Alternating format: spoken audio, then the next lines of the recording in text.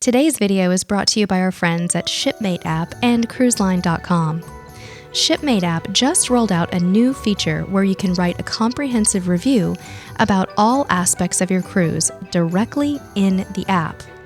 Just launch the app, click My Cruises, select your sailing, and start your review. Hey cruisers, we're gearing up for our first ever Caribbean cruise during peak hurricane season, and we've picked up some tips along the way that we want to share. You may be asking why anyone would cruise during this time of year knowing that a storm could derail your plans. It's a great question, and luckily we have some answers. But first, let's clarify what we're talking about. Hurricane season runs from June 1st through November 30th and impacts the Atlantic Ocean, the Caribbean Sea, and the Gulf of Mexico. Here's why you might consider cruising during this time. Better prices, always a motivating factor, and fewer crowds, which is also pretty compelling. That's great and all, but is it dangerous? Well, nothing is ever guaranteed, but experts say you are actually safer on a moving vessel like a ship that can change course than you would be at a land-based resort during hurricane season. I'm no expert, but that sounds reasonable to me. So, if you're on board with this idea to cruise hurricane season, there are a few things you should consider. First up, buy travel insurance and buy it early. Travel insurance companies recommend that you purchase a travel insurance policy within 14 days of making your initial deposit on your cruise. Now, we do this with every cruise, but during hurricane season, we think it is imperative to make this investment. Keep in mind, to be covered if a hurricane interrupts your cruise, you must purchase the policy before the storm is named. Ask lots of questions about what your policy does and does not cover.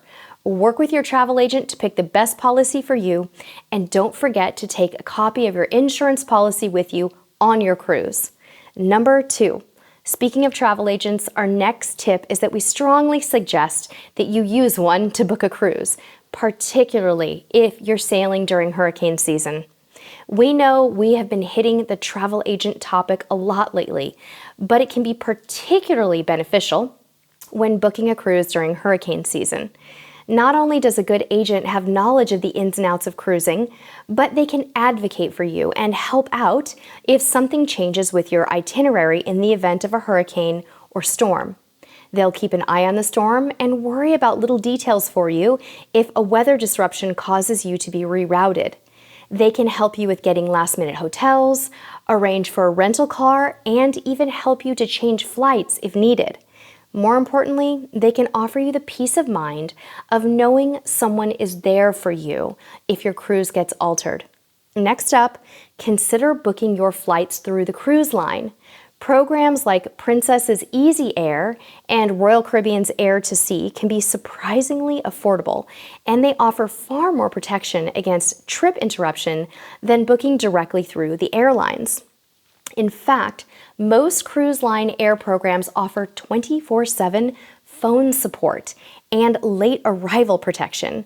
We've used these programs a number of times, and we're also surprised to find out how competitive the prices can be.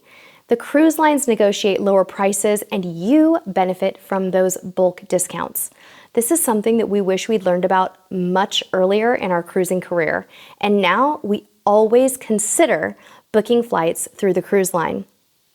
Number 4 is all about your mindset, something we talk about a lot here at Cruise Tips TV, and that is to keep your plans flexible.